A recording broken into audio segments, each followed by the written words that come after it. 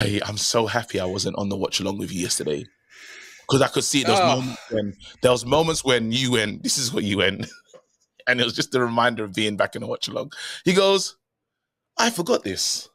Pre-season, this is that thing that happens. It's pre-season. You know when bro, I was watching that thinking, so happy I'm not in the room there. Like, I'm so glad I was you brought just, that up. I'm so glad you brought that up. Yeah, because I wanted to talk about this because you spoke about how Man United fans operate. We do this every single season, and I forgot because so much happened last season. I forgot that this is a thing, which yeah, is heaven forbid you lose a match. Heaven forbid you don't play well. That means KG. We didn't win the league. We're 14th in the table. yeah, You know what I mean? yeah. It's crazy. And you go, and when you do bring up the legitimate things where you go, well, they've had a week's training, they go, excuses, you go, but there's only sort of 4 or 5 senior players, and actually a couple of them aren't even starters. excuses, And it was Oh, actually only really kind of 45 minutes. excuses, Second half was just purely youngsters. excuses, They actually, Rosenborg are halfway through their season. excuses. Someone said, I'm not even joking, KG, they went, Ten Hag hasn't learned about his substitutions. He changed the entire fucking team at halftime. That's what happens in every single preseason game. Excuses. And then they go, but last season, we didn't have a good preseason last season, and look what happened in the season. So it's bled over. Look at, like, for instance, you said in the one of the last fixtures, we yes. don't look ready, which is fair when it's one of the last fixtures where all of the seniors are playing. But when you've literally got 4 or 5 senior players who play 45 minutes, and the biggest takeaway is they don't look very sharp, you go, I wonder why. Like, it's got no impact on the season. But you mentioned it earlier on. I don't know if it's just the knives are out. I don't know if it's just because there is sort of an itchiness to be like, this last season can't happen again. So if they see something that gives them a reminder of that, that's terrible. I think the media, they're waiting to pounce. I don't know if you saw some of the accounts talking about it last night too. 22. It's just, it is I got crazy. sent the stats. I got sent 22 shots on goal. I said nothing changed. Someone sent me that, and I goes, "Here we go." Like there's, it's just, bro.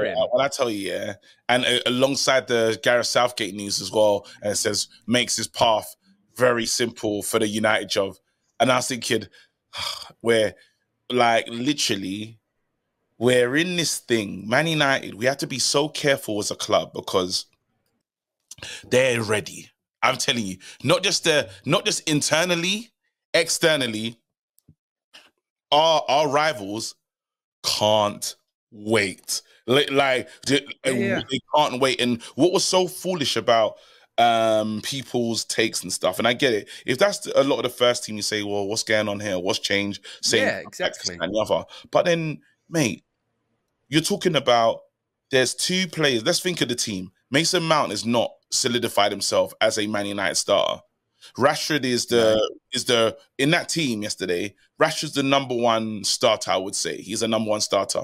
Casemiro has been a starter, but Casemiro, we're openly trying to sell Casemiro to the Saudi league. So when you actually look at that team and break it down, you say, well, actually, let me not leave out Wan-Bissaka. But you really just go and say, we're trying to sell him. We're trying to sell him to West Ham. And then the other senior player, Johnny Evans.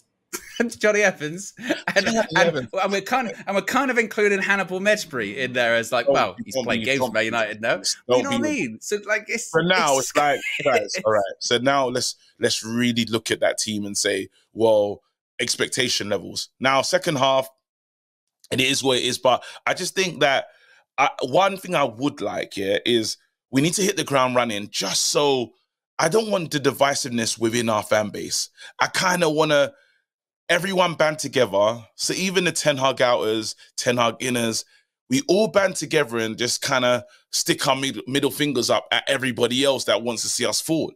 I would love that. Like, I would love a certain siege mentality within our fan base, like, unite for this season, especially it being new. There's such a new feeling at the club. AG, remember I said this on the Trinity a couple of weeks ago, and the immediate response is, Owen, that is stupid. That is never going to happen. Right, I agree with you. I want the unity. I want to forget last season. I want to move on. And what really puzzles me is last season, when we were talking about the season prior, it was, you can't talk about that. That's the season prior.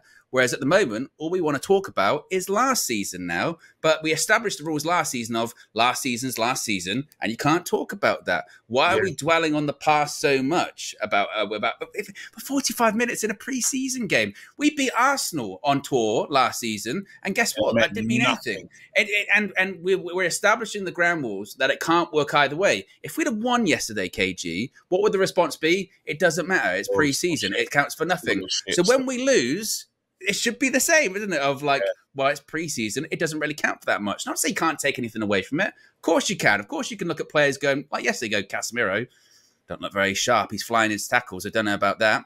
Of course you can look at maybe some young players and go, Collier, second half, actually look pretty neat and tidy. I hope he gets more game time on the tour, that kind of stuff. And they're like, Eric Ten Hag came out and sort of said it was rubbish, so gotcha. And it's like, well, it's not really a gotcha. I hope he does. He's establishing standards. I mean, I don't want my manager of any game to come out and be like, "That's all right. It's all right. It's it's no problem." Because we didn't play well, because we were rubbish. But at the same time, to use it as, and I was someone that again I criticised Eric Ten Hag a lot last season, but I don't look at those games and be like, "See, Eric's learned nothing." Again, I think we have to be. We have to just be.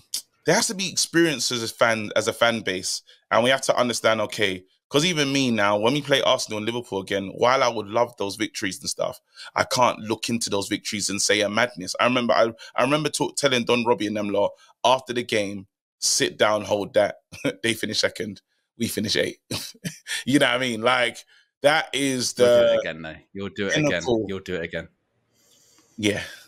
But then I have to. But that's what preseason is, isn't it? That's what preseason is. Preseason win, but I won't now go into the season and say, this means this. I'm going to learn from the preseason and understand, look, preseason is about getting these boys ready. The where it all comes into, like, where it all gets serious is Fulham. The Fulham game, and probably, I like the final. I'm going to do what the manager's saying. The curtain opener, the final against Man City. I would like us to win that. If we ever play Man City, I want to be on the winning. I want to be on the winning side, you know? So I hope we deal with Man City, because again, it helps with the feelings, the environment, the media narrative. Because they would say, let's say if we lose that curtain raiser, they'll say Man United have already lost the game. This could be a losses of two losses on the bounce at the start of the season. Yeah. What's changed that? What's changed at Man United? Yeah. You know, so we have to. But it doesn't determine your season. But it won't determine. Like, look at City. I mean, they haven't. Look at us when we won the treble. We lost the Charity Shield that year against Arsenal. I remember watching Louis van Gaal win every single game in a pre-season. Once we beat Liverpool, we beat Real Madrid, beat Inter Milan, beat Roma. He then won 1 out of his first 5 games in the Premier League after that. And that was when we had prime. Was it Pereira? Pereira went crazy on that tour, and was that the Pereira special? Someone said this to me on X last night, Twitter, and it's so true. They said if preseason mattered, I'd be calling my child Andreas Pereira right now. But